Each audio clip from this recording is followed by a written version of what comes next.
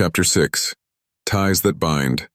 The gravel crunched under the tires as we pulled into Granny's driveway, the sound crackling like a needle settling into the groove of an old record. It wasn't music yet, just the introduction, a prelude to something too big to hold. No more excuses, no more next time. I'd waited too long. I killed the engine, but I didn't move right away.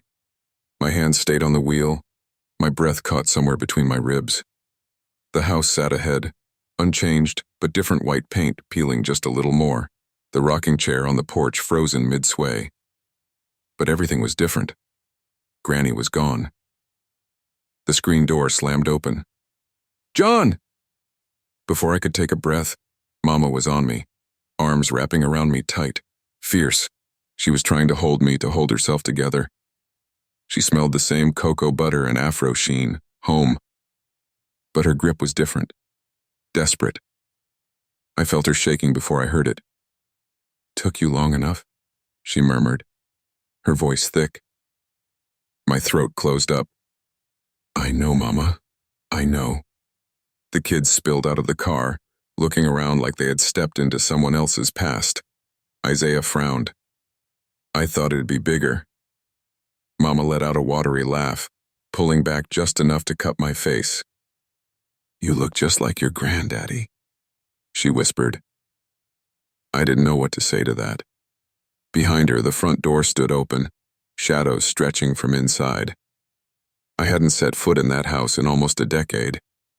I had spent so many years carrying the guilt of not being here, and now I was. Too late.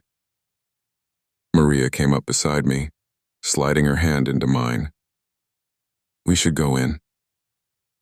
I nodded, but my feet didn't move. Mama squeezed my arm. "She waited for you, you know." That did it. I stepped onto the porch, the wood groaning under my weight, the screen door slapping shut behind me.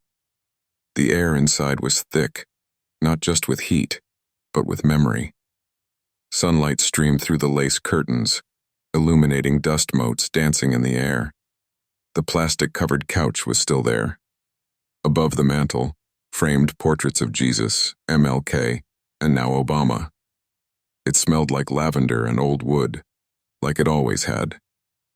But without Granny moving through it, without her humming in the kitchen or fussing over the stove, it felt smaller. Maya ran her fingers over the wooden banister, her voice quiet. "I remember this."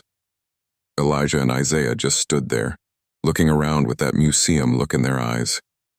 I exhaled slow, rubbing my chest. Maria's hand found mine again. "She's still here, John," she whispered. "Feel her." Family came doing what they do at times like this, bearing food, stories, and that familiar, unsettling feeling of being out of place without Granny and Granddaddy as my buffer. Aunt Angela was the first. Her arms flew open, and her hug wrapped around me, tight and warm. She wanted to hug the grief right out of me. "Oh, baby," she murmured.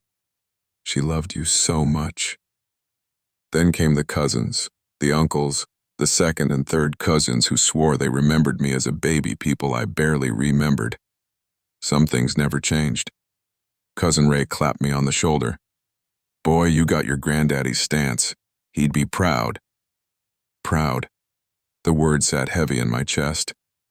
Then the conversation shifted as I knew it would. Cousin Ray cleared his throat. "So, the house..." The room got quieter. Eyes landed on me. I didn't look. I didn't care about doing something with the house. This house wasn't just walls and a roof. It was history. It was responsibility. I rubbed my jaw. "I don't know yet." Ray nodded slow. "Just saying. It's a good house. Be ashamed to let it go to waste." The conversation moved on. I did too. I pushed open the door, and there it was,